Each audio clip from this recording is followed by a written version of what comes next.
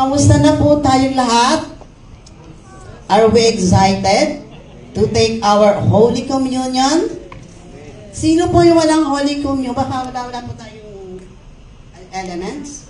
Pakitaas lang po yung kamay para mabigyan po tayo. Okay, Sarah, please.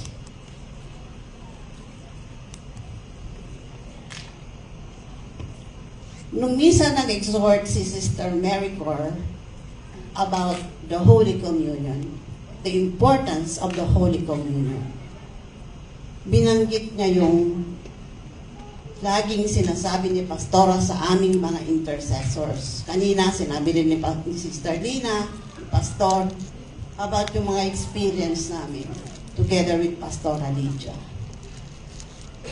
Si Pastora Lydia, lagi niyang sinasabi, dapat lagi tayong nagpapasalamat every day of our lives. Hindi lang yung nasa magandang kalagayan tayo, nasa pangit tayong kalagayan, nasaan man tayo, we must always be praying for each other. And lagi niyang sinasabi, we are all covered and protected by the blood of Jesus. At yung sinabi ni Sister Mary Cor nung last time na nag-exhort siya, yung raw hamburger, na sabi niya.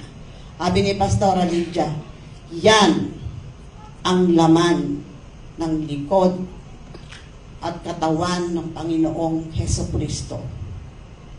And by His stripes, we are all healed. So, kung sino mang meron ditong masakit ng ulo, masakit ng tiyan, masamang pakiramdam, emotionally, physically, lahat may nararamdaman tayo because of these situations that are happening right now. But let us remember that Jesus Christ already cared our cares, our sorrows, our problems, our situation, whether it is financial, physical, emotional. By His stripes, we are all healed. And Jesus Christ Himself took our infirmities and carried all our sicknesses. According to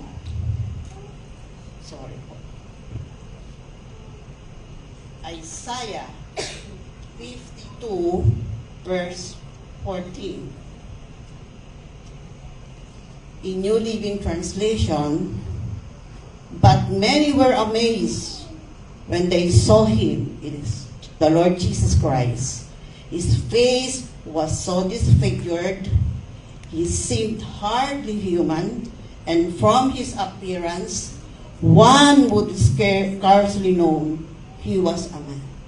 Nakita nyo kung ano ang nangyayari at nangyari sa Panginoong Jesus. He took lahat, hindi lang isa, hindi lang dalawa. Yung nasa Deuteronomy 28 na verses, He already took it. And even yung mga kasalanan natin, mga sakit natin na hindi pa nangyayari, it was already finished, sabi ng Panginoon.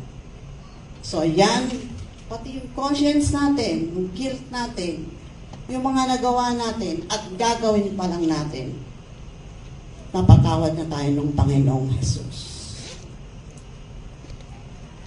So, lagi nating tatandaan, nakakahiyang, lagi tayong nagko-confess ng hindi ko na kaya.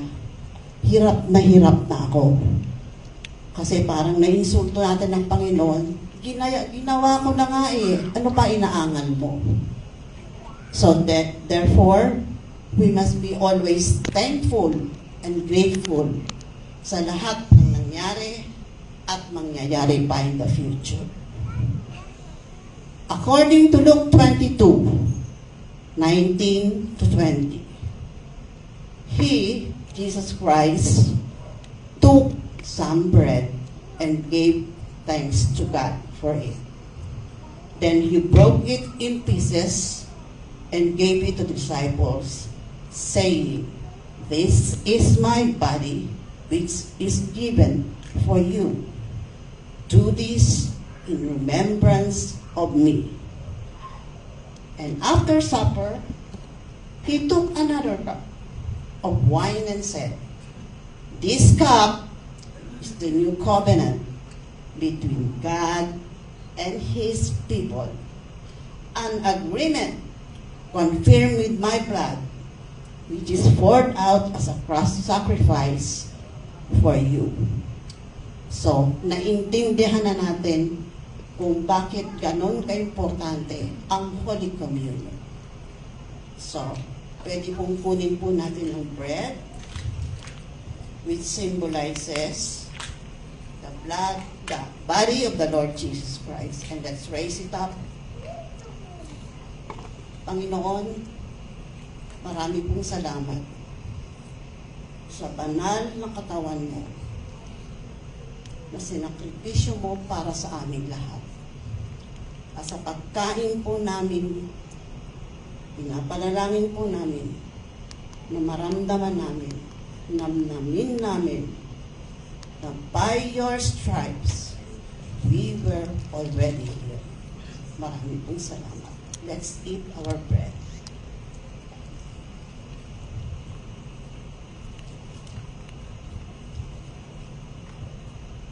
Itaas po natin ang ating grape juice, which represents the blood of the Lord Jesus Christ. Panginoon, thank you for covering us with your precious blood. And we claim that no weapon formed against us will prosper, because you carried everything. And we claim that we are all covered, we are all protected, we are healed, we are restored. Thank you, Lord.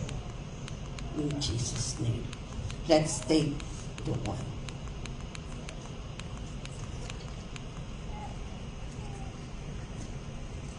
Abba Father, muli, nagpapasalamat po kami sa banal na hapunan na ibinibigay mo sa amin linggo-linggo.